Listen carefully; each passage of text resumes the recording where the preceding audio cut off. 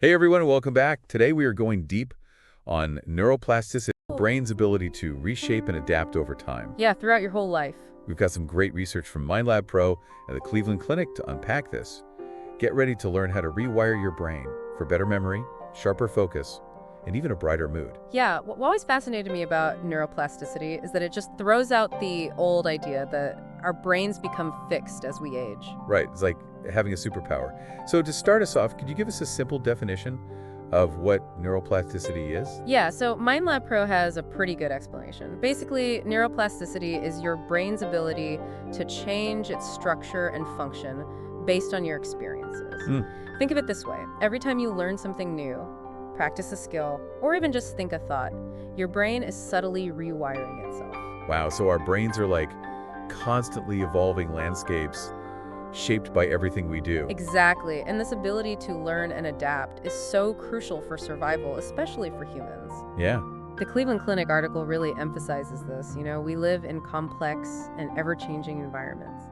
And neuroplasticity allows us to keep up, to learn from our experiences, and constantly optimize our brain power. So it's not just about soaking up new info, it's about our brain's changing structure in response to what we're learning. That's exactly it. It's about strengthening the connections between neurons, those brain cells that send information, and even forming entirely new pathways. Okay, so how does this rewiring process actually happen? Imagine a forest path. The more you walk it, the more defined it becomes. It's the same with your brain. Every time you repeat an action or remember something, the connections between those neurons fire. And the more they fire together, the stronger and more efficient they become. It's like building a superhighway in your brain. I like that analogy. Makes sense. But what if we stop using certain pathways? Do they just disappear? Exactly. If you stop practicing a skill or accessing a memory, those connections begin to weaken. They can eventually be pruned away, like an overgrown road that fades from lack of use. It's use it or lose it. So even if we've learned something, if we don't keep those pathways active, we can lose those skills and memories. That's right. The brain is so efficient that it's constantly optimizing itself based on what you're using and what you're not. This might sound a little daunting, but it's a good thing because it lets us adapt to new situations and focus our mental energy on what's most important right now. Right. But the brain's ability to reshape itself goes way beyond just learning new things, right? The MindLab Pro article had some pretty wild examples of neuroplasticity in action. Oh, yeah, for sure. Those Yeah? are some fascinating examples, like the fact that accomplished musicians have a larger auditory cortex, the part of the brain that processes sound, than the average person. Right. Years of musical training actually expand specific areas within the auditory cortex. For example, there's a part of the brain called Heschel's gyrus. It's responsible for processing pitch and melody. That's so cool. So playing an instrument can literally change the physical structure of your brain. But I'm guessing it's not just music, is it? No, not at all. They also mention how the brain can remap sensory input. For example, if someone loses a finger, the brain actually reorganizes itself so the other fingers become more sensitive. It's like the brain is compensating for the loss by boosting other areas. That's incredible. So the brain is really adaptable. But do you think this remapping only happens after something major, like an injury? Or could it be happening on a smaller scale all the time? That's a great question. It really gets to the heart of how dynamic our brains are. While those dramatic examples are easier to study, it's very likely that subtle remapping is happening all the time, even at a tiny level, in response to our everyday experiences. Okay, I'm hooked. Tell me more. What other examples of neuroplasticity blew your mind? Well, the one that really got me was about echolocation. You know, how some blind people can navigate by making clicking sounds and listening to the echoes. Yeah, it's incredible. It's like a real-life superpower. Exactly. And the fascinating thing is that research shows that they're using parts of their brains that are typically associated with visual processing to do this. It's like their brains have rewired themselves to use sound to create like a mental map of their surroundings. That's so cool. Okay, so we've talked about how our brains are these incredibly dynamic organs, constantly changing and adapting. But before we move on, I wanted to touch on a term that MindLab Pro mentioned, neurogenesis. It sounds similar to neuroplasticity, but it's about the birth of new neurons, right? Yeah, you're right. They are related but distinct. Neurogenesis is the creation of brand new brain cells, whereas neuroplasticity is about the changes in connections and pathways between existing neurons. Got it. So new neurons are being born, and the connections between them are constantly changing. Our brains are way busier than I ever imagined. They are, and while neurogenesis is a fascinating area of research, what we're really focused on today is how we can use neuroplasticity to benefit us. Okay, so let's get practical. MindLab Pro and the Cleveland Clinic both offered tips on how to boost brain power and encourage positive neuroplasticity. What were some of the key takeaways for you? Well, the Cleveland Clinic had this list of 10 principles, and a few really stood out. First, the use it or lose it principle. It's a simple but powerful reminder that to keep our brains sharp, we need to keep challenging them. That makes sense. If we're always doing the same things, our brains don't have to work as hard, and those connections might weaken. Right. Another key principle was repetition. Consistent practice is so important for strengthening neural pathways. It's like working out a muscle. The more you use it, the stronger it gets. But it's not just about mindless repetition. Right. The Cleveland Clinic also talked about how salience matters. The things we're more likely to learn and remember are the things that are personally meaningful to us. Absolutely. It's much easier to learn something when you're genuinely interested in it. So finding activities that challenge you in ways that you enjoy is key. So what are some practical things that we can do to encourage this positive neuroplasticity? Both MindLab Pro and the Cleveland Clinic had some great suggestions. For example, listening to new music is a great way to stimulate your brain. Oh, I like that one. I love discovering new artists and genres. Do you think it has to be a certain type of music, or does anything new work? I think any genre that's new to you and that you enjoy can be beneficial. It's about exposing your brain to new patterns and rhythms, which helps strengthen those auditory pathways. Cool, so I don't need to force myself to listen to opera. It's not my thing. Exactly. Another suggestion was learning new recipes and experimenting in the kitchen. Oh, that's a good one. I've been meaning to try something besides my usual pasta.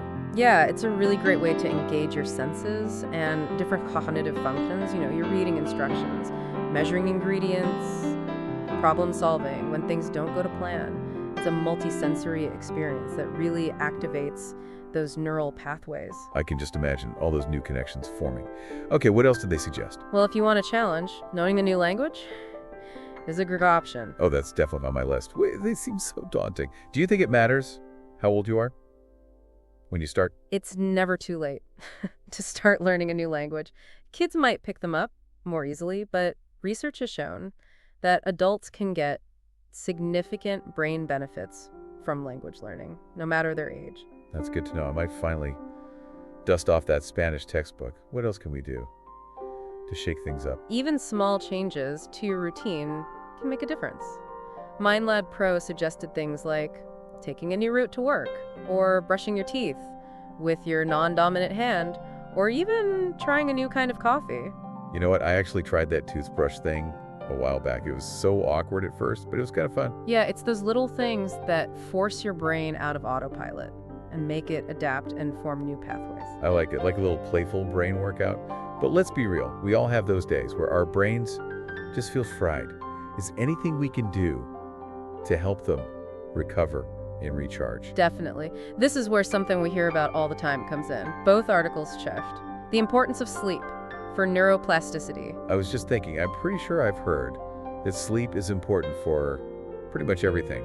But how does it relate specifically to neuroplasticity? Well, it turns out that sleep plays a critical role in consolidating memories and getting rid of waste from the brain. It's like hitting the reset button, so your brain can work its best the next day. So sleep is like the ultimate brain booster. What about stress? I know that chronic stress can be really bad for us, but does it affect neuroplasticity? That's a great question, and the answer is, unfortunately, yes. Chronic stress can actually hinder neuroplasticity. When we're stressed all the time, our brains release hormones like cortisol, which can mess with the formation of new connections and even damage the ones we already have. Wow, that's not good. So does that mean that any amount of stress is bad for our brains? Not necessarily. A little bit of stress can actually be good. It's what motivates us to take action and learn new things. It's all about finding healthy ways to manage stress so it doesn't become chronic and overwhelming. So things like exercise, mindfulness, spending time in nature, those can all help. Exactly. Those activities help regulate our stress response and create a more balanced state of mind, which is crucial for supporting neuroplasticity. Sounds like balance is key. A bit of stress can motivate us, but too much can actually stop our brains from adapting and growing. Exactly. It's about finding that sweet spot where you challenge yourself without getting overwhelmed. Now we can't talk about brain health. How about to talk about mental health? The MindLab Pro article said that neuroplasticity plays a role in both the development and treatment of conditions like anxiety and depression. Can you tell us more about that? Of course, mental health conditions like anxiety and depression can actually cause changes in the brain that make it harder to think clearly, control your emotions, and build positive relationships. But this is sometimes called negative plasticity. So our brains are actually rewiring themselves in response to these conditions. That's right. And those changes can become ingrained over time, making it even harder to break free from those negative thought patterns and behaviors. That sounds a little discouraging. Is there any hope for people who are struggling with these conditions? Absolutely. This is where neuroplasticity gives us a really empowering message. Even though our brains can be negatively impacted by these conditions, they can also heal and rewire themselves in positive ways. So even if someone's been dealing with anxiety or depression for a long time, their brain can still change for the better. Exactly. That's one of the most amazing things about neuroplasticity. We're not stuck with the brains we were born with or the experiences we've had. We have the power to shape our brains in positive ways throughout our lives. That is incredible. It gives me hope, and I'm sure it gives our listeners hope too. But how does this actually work? How can people with mental health challenges use neuroplasticity? There are many ways, but they're all based on the idea of doing things that create positive brain changes. This could be therapy, meditation, mindfulness, exercise, even spending time in nature. So it's about rewiring those pathways and creating new connections that support well-being and resilience. Exactly. It's like retraining your brain to think, feel, and respond in healthier ways. And the amazing thing is, it really can work. This has all been so interesting. It feels like we've only scratched the surface of this incredible topic. I know, right? There's so much more to learn about. Well, before we go too far, let's recap what we've learned. Okay. What's the main point you want listeners to remember about neuroplasticity? The most important thing is that your brain is incredibly adaptable. It can change throughout your life. You're not stuck with the brain you were born with or the experiences you've had. You have the power to shape your brain in positive ways through your choices and actions. I love that. It's so empowering. Before we wrap up, I wanted to mention a concept I found really interesting. MindLab Pro talked about functional reserve. Can you explain what that is and why it's important? Sure. Functional reserve is your brain's ability to withstand damage and decline. It's like a buffer that protects you from cognitive issues as you age. So the more functional reserve we have, the better our brains can handle challenges and stay sharp as we get older. Exactly. And the best part is we can actually build up our functional reserve through lifestyle choices that promote neuroplasticity. It's like investing in your future brain health. I like that. So all the things we've been talking about, challenging our brains, learning new things, managing stress, getting enough sleep, they're all contributing to this reserve of brain power that will benefit us in the long run. That's right. It's never too early or too late to start building that reserve. Every little thing we do can have a positive impact on our brain. Okay, I'm feeling inspired to make some positive changes. But before I go and sign up for every brain-boosting activity I can find, let's go back to the key takeaways. What's the one thing you want our listeners to remember about neuroplasticity? I think the biggest takeaway is that your brain is amazingly adaptable. It can change throughout your whole life. You're not stuck with the brain you were born with or the things you've been through. You have the power to change your brain for the better through the choices you make. That's a great point. And before we finish up, I wanted to ask, have you personally experienced neuroplasticity in action, like in your own life? Yeah, actually I have. A while back I decided to learn how to play guitar. It was tough going at first. My fingers were all thumbs, and I just couldn't get those chords right. Yeah. But I kept at it, practicing regularly, and slowly I started to improve.